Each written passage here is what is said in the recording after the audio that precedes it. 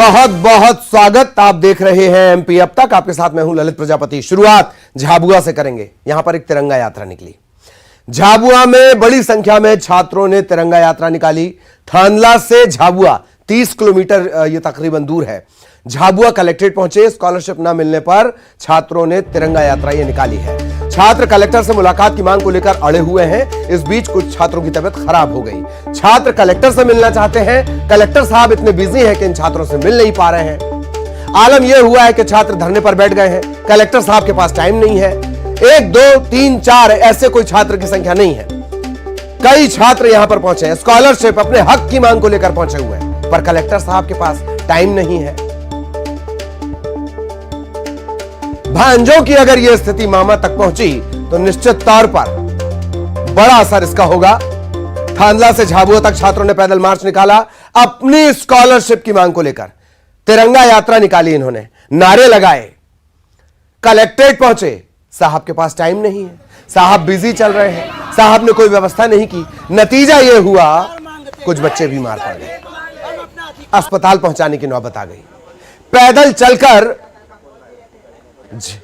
थांदला से झाबुआ पहुंचे हैं ये। मैं थांदला स्कूल शासकीय उत्कृष्ट माध्यमिक स्कूल में समस्या को लेकर आया हूं और मैं छात्रवृत्ति की पूरी मांगे को पूरी करना चाहते और हमारे को छात्रवृत्ति नहीं मिल रही और प्रिंसिपल सर ने हमको बोला था कि तुमको जो करना वो कर लेना और हमको स्कूलों की पढ़ाई की भी थोड़ी समस्या है। उसके बाद हमारे स्कूल में झाड़ू पोछा नहीं हो रहा है।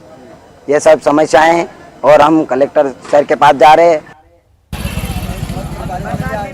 तो महत्वपूर्ण बात यह है कि प्रिंसिपल ने कहा तुमको जो करना है कर लो। कलेक्टर साहब के पास टाइम नहीं है। वीरेंद्र हमारे सहयोगी झाबुआ से हमारे साथ जुड़े हुए हैं। वीरेंद्र, स्कॉलरशिप न मिलने की वजह और क्या कलेक्टर साहब की जो व्यस्तता है वो खत्म हुई इस महत्वपूर्ण काम के लिए? देखिए ललित जी, अभी भी बच्चे यहीं पर झाबुआ कलेक्ट्रेट के बाहर ही खड़े हुए हैं, लेकिन अब असर ये हुआ कि जैसे ही खबर न्यूज 18 चल रही है उसके बाद में जो जिला पंचायत के सीओ हैं वो बच्चों से बातचीत करने पहुंचे हैं, उनसे बातचीत कर रहे हैं, उनको भरोसा दिला रहे हैं। कल एक टीम झाबुआ जिले की जो टीम है वो उनको स्कूल में पहुंचेगी, सारी जो समस्या उनकी जो शिकायत है उनको 1 बाय 1 सुनेगी और जो भी कार्रवाई होगी वो तत्काल कार्रवाई एक्शन लेगी और तत्काल कार्रवाई करेगी जो भी इस पर दोषी होगा। लेकिन बच्चे इस मांग पे अड़े हुए हैं कि जो प्रिंसिपल का जो व्यवहार है बच्चों को लेकर, तो प्रिंसिपल को तुरंत निलंबित करने की मांग कर रहे हैं और इसी बात को लेकर अभी भी अड़े हुए हैं। जी ललित जी, चलिए बड़ा अपडेट आपको बता दें। जो सहयोगी वीरेंद्र इस वक्त बता रहे हैं, खबर का बड़ा असर हुआ। जिला पंचायत सीईओ ने मुलाकात की है। बच्चों को यह आश्वासन दिया गया कि कल आकर वो तमाम व्यवस्थाओं को देखेंगे, कहां क्या दिक्कत है। हालांकि छात्रों का यह कहना है कि जो प्रिंसिपल का व्यवहार है वो बहुत आपत्तिजनक है। खबर भोपाल से, यह भी आंदोलन से जुड़ी हुई। छात्र थोड़े बड़े हैं। मेरिट छात्रों का प्रदर्शन आखिरकार खत्म। मेरिट प्रबंधन ने छात्रों की मांगे मान ली हैं। छात्रों को मिनी टेस्ट देने की इजाजत मिल गई है। 75% से कम उपस्थिति वाले छात्र परीक्षा नहीं दे पा रहे थे। 2 दिनों से ये आंदोलन कर रहे थे। हजारों छात्र लगातार प्रदर्शन पर उतारू थे। आखिरकार मेरिट को झुकना पड़ा।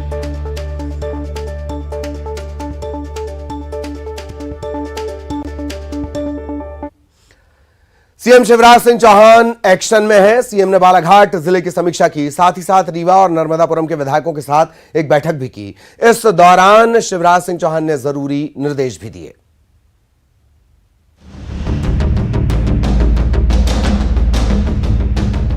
मुख्यमंत्री शिवराज सिंह चौहान लगातार जिलों की समीक्षा बैठक कर रहे हैं। सीएम ने बालाघाट जिले में चल रही योजनाओं की प्रगति की समीक्षा की। समीक्षा बैठक में कई निर्देश दिए गए।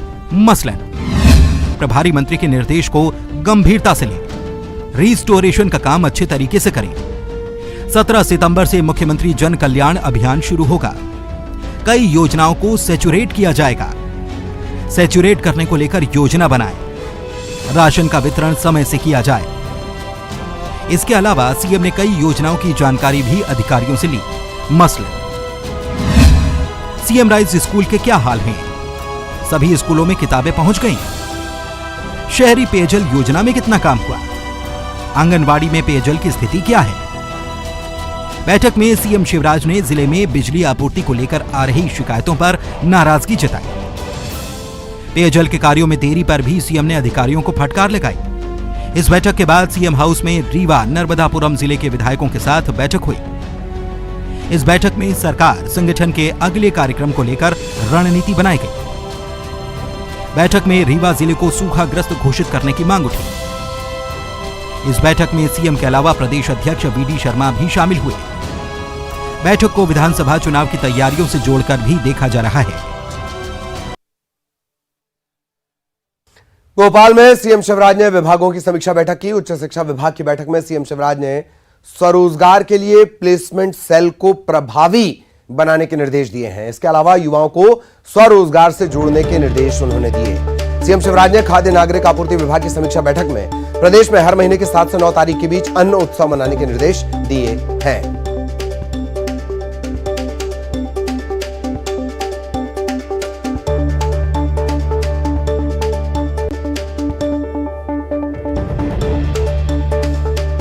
तो लगातार बैठकों का दौर एक्शन मोड में। मुख्यमंत्री शिवराज सिंह चौहान सुबह से जो बैठकों के सिलसिले चल रहे हैं, विभागवार भी समीक्षा की गई है।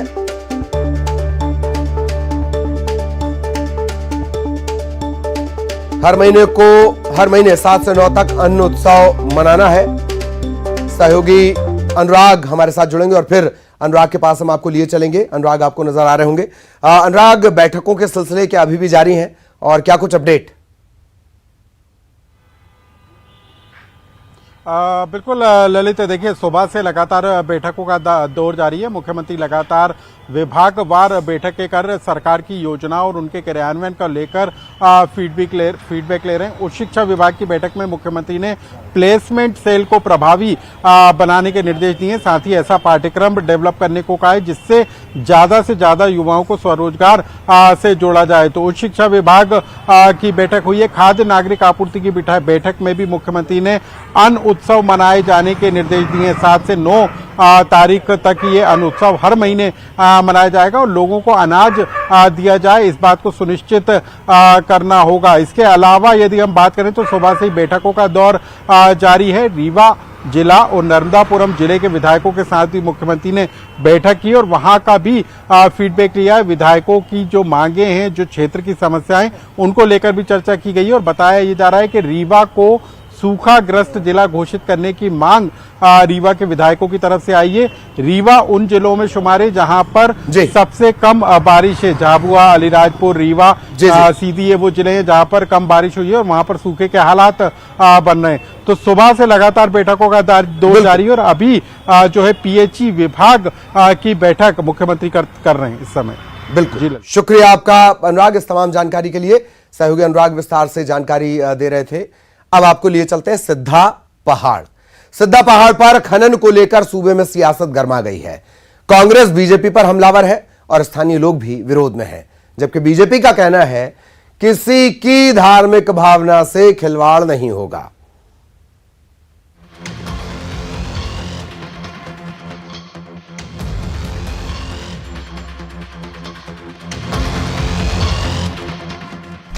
मध्य प्रदेश में भगवान राम पर राजनीति ने रफ्तार पकड़ ली है। फर्क बस ये कि इस बार कांग्रेस ने बीजेपी को घेरा है। मामला सतना के सिद्धा पहाड़ से जुड़ा है। प्रदेश कांग्रेस अध्यक्ष कमलनाथ ने सिद्धा पहाड़ में खनन का विरोध किया है। ये सब झूठे राम भक्त हैं। मेरा अनुरोध है कि मुख्यमंत्री जी को तत्काल संज्ञान में लेते हुए चित्रकूट परिधि का जितना भी 84 कोस है, सुतीक्षण, सरबंग, धालकुंडी आश्रम के आसपास का एरिया, वो सभी खनन मुक्त करें। कमलनाथ ने इसे धार्मिक आस्था से जुड़ा बताया। पीसीसी चीफ कमलनाथ के ट्वीट के बाद चित्रकूट के विधायक ने भी विरोध जताया है। 10 किलोमीटर के इधर कोई खनन कार्य नहीं होगा। ऐसा बंद कर दिए थे, पूरे पहाड़ सब खुदाई बंद हो गई थी, अब फिर से शुरू हो गया। अब सरकार विकास करने के लिए धार्मिक स्थानों को भी खुदा रही, क्या करें? कोई करे ना करे, हम लोग साधु महात्मा करेंगे। ये राम पथ में है और सरकार वहाँ से अयोध्या से लंका तक राम पथ मान लिया है। कांग्रेस का आरोप है कि प्रभु श्री राम से जुड़ी इस निशानी के पास खनन के लिए सरकार ने प्रक्रिया शुरू कर दी है। इसकी सहमति बनाने के लिए मध्य प्रदेश प्रदूषण नियंत्रण बोर्ड ने 30 सितंबर को एक जन सुनवाई आयोजित की है। इसका स्थानीय लोग भी विरोध कर रहे हैं। माननीय मुख्यमंत्री जी के संज्ञान में विषय है, उन्होंने वो बातचीत भी कर रहे हैं मैं भी उनसे बातचीत करूंगा और किसी की भी आस्था पर कोई कुठाराघात नहीं होगा, इस बात की पूरी चिंता की जाएगी। उधर सिद्धा पहाड़ खनन मामले पर बीजेपी का कहना है कि किसी की भी धार्मिक भावना आहत नहीं होने दी जाएगी। सिद्धा पहाड़ को लेकर मान्यता है कि श्री राम के काल में यहीं श्री राम ने राक्षसों के वध की प्रतिज्ञा ली थी। यह क्षेत्र राम वन गमन पथ में भी आता है। एमपी सरकार एक बार फिर कर्ज लेने जा रही है। हालांकि कांग्रेस इसका विरोध कर रही है। कांग्रेस का कहना है कि भ्रष्टाचार के लिए सरकार कर्ज ले रही है। एमपी सरकार ने केंद्र से कर्ज लेने की सीमा बढ़ाने को लेकर अनुरोध किया है। पिछले दिनों सीएम शिवराज सिंह चौहान इस सिलसिले में केंद्रीय वित्त मंत्री निर्मला सीतारमण से मिले थे। अनुमति मिलने के बाद करीब 15,000 करोड़ का सरकार कर्ज ले सकेगी। उधर कांग्रेस ने कर्ज लेने का विरोध किया, साथ ही सरकार पर भ्रष्टाचार के आरोप लगाए।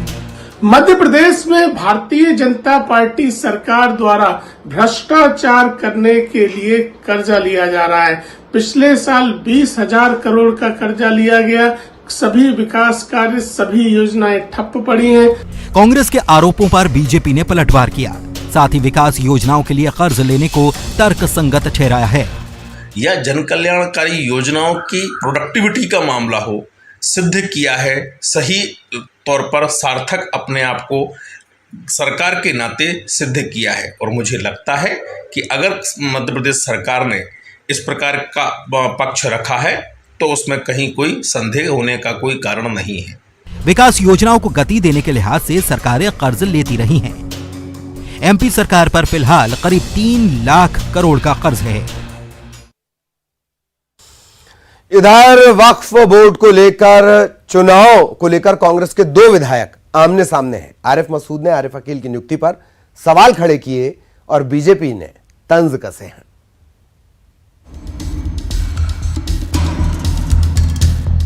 कांग्रेस के 2 विधायक वक्फ बोर्ड में नियुक्ति को लेकर आमने सामने हैं। विधायक आरिफ अकील की नियुक्ति को विधायक आरिफ मसूद ने गलत करार दिया, साथ ही हाईकोर्ट का दरवाजा खटखटाने की बात कह डाली। नॉमिनेट किया जा रहा है तो भैया विधानसभा में तो 2 मेंबर रहेंगे। आप कैसे, आपकी हैसियत कैसे हो गई कि एक सदस्य आपने मान लिया और दूसरे को बाहर कर दिया, और आपने ये कैसे लिख दिया कि वरिष्ठता के आधार पर उनको अवसर दिया जाए। फिर इलेक्टरल और हाईकोर्ट का कहने का मकसद क्या बचा?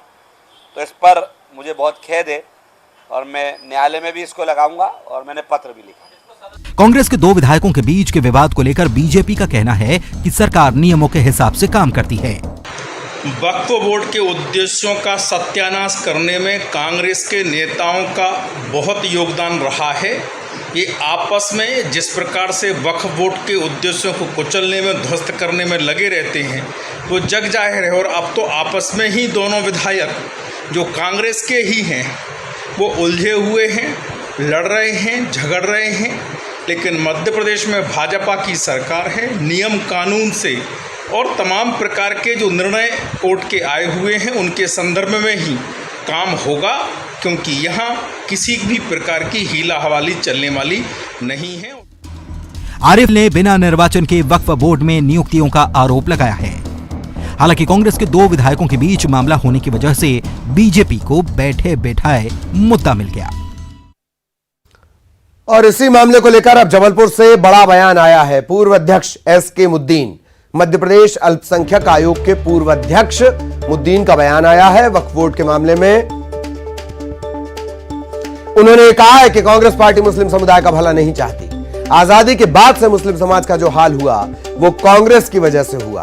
बड़ी मुश्किल से वक्फ बोर्ड में सदस्य नियुक्त हो रहे हैं और इस बात से मुस्लिम समाज का भला होता है। कांग्रेस को इस बात से आपत्ति रहती है।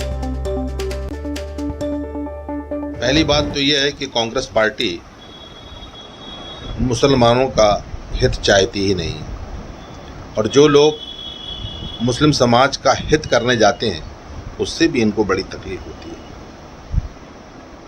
अभी सरकार के द्वारा विधिवत तरीके से वक्फ बोर्ड का गठन किया जा रहा है, उसमें भी उनको तकलीफ हो रही है। काफ़ी समय से शासकीय अधिकारियों के द्वारा वक्फ का काम किया जा रहा था। अब सरकार के द्वारा विधिवत तरीके से वक्फ बोर्ड का गठन किया जा रहा है ताकि बेहतर तरीके से वक्फ के सारे जितने मसले हैं उनको बेहतर तरीके से अंजाम दिया जाए, इस पर भी कांग्रेस पार्टी के विधायकों को तकलीफ हो रही है।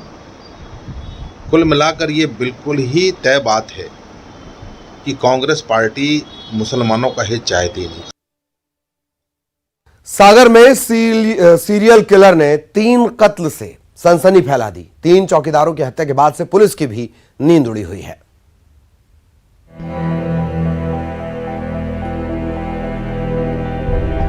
सागर में घूम रहे सीरियल किलर से लोगों में खौफ है। ये चौकीदारों को निशाना बना रहा है। ड्यूटी के दौरान सोते मिलने वाले चौकीदारों को मौत के घाट उतार रहा है। यहां सिलसिलेवार 3 दिन में 3 चौकीदारों की हत्या हुई है। खास बात यह कि वारदात का पैटर्न एक जैसा है। वहीं इस मामले में प्रदेश के गृह मंत्री नरोत्तम मिश्रा ने आरोपी की जल्द गिरफ्तारी का भरोसा दिया है। घटना संज्ञान में प्रशासन की आई है। मेरी भी पुलिस अधीक्षक जी से बात हुई है। सभी संपूर्ण पुलिस को अलर्ट मोड पर वहां किया हुआ है। इसके साथ साथ जहां जहां पर हमारे रात्रि गश्त वाले चौकीदार इस तरह के लोग हैं, उनको भी सबको अलर्ट मोड पे किया। अब तक की जांच में पुलिस को एक सीसीटीवी फुटेज मिला है। फुटेज में संदिग्ध सफेद शर्ट और हाफ पैंट पहने दिख रहा है। पुलिस ने संदिग्ध का स्केच भी जारी कर दिया है। ऐसे में उम्मीद है कि चौकीदारों का हत्यारा जल्द ही पुलिस की गिरफ्त में होगा।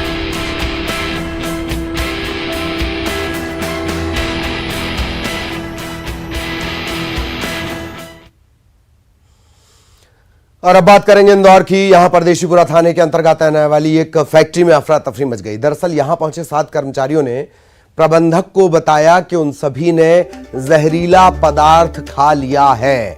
कर्मचारियों की हालत को देखते हुए प्रबंधन ने एम्बुलेंस से सभी 7 को उपचार के लिए अंबा अस्पताल पहुंचाया। यहां उनका उपचार जारी है। परदेशीपुरा थाना पुलिस पूरे मामले की जांच की बात कह रही है। इससे पहले इन कर्मचारियों ने हंगामा भी किया, तोड़फोड़ भी की। ये कर्मचारी ट्रांसफर किए जाने से नाराज थे। यह हमारे कंपनी में मतलब 7 लोगों को कंपनी से निकाल दिया गया था। इस डिप्रेशन में आके इन लोगों ने ऐसा कदम उठाया। इन्हें पॉइजन खाया, जहर खाया है। ये आज सुबह की बात है सर। और अब बात भोपाल की। न्यूज 18 की खबर का हुआ बड़ा असर। वीकेंड में साइबर फ्रॉड बढ़ने का मामला है। न्यूज 18 मध्य प्रदेश छत्तीसगढ़ ने आपको दिखाया था। वीकेंड पर जरा संभल कर किस तरीके से वीकेंड में साइबर क्राइम के मामले बढ़ जाते हैं, साइबर फ्रॉड के मामले बढ़ जाते हैं। प्रमुखता से हमने यह दिखाया। खबर का असर हुआ। मामले को आरबीआई के साथ साझा किया गया है। State cyber police chief ADG Yogesh Deshmukh ने बयान दिया है। आरबीआई से अब लगातार पत्राचार किया गया है। आरबीआई ने बैंकों के लिए निर्देश जारी किए हैं। वीकेंड में भी बैंकों के नोडल अधिकारी काम करेंगे। 24 घंटे तत्काल कार्रवाई कर पुलिस का साथ देंगे। खबर शाहजहांपुर से, जहां 1 घंटे की बारिश में तिलावद लबालब हो गया। मैना गांव में नदी नाले उफान पर आ गए। पुलिया और रपटों के ऊपर से पानी आ गया। तेज बहाव को पार करके ग्रामीण बच्चे जानलेवा जल्दबाजी करते नजर आए।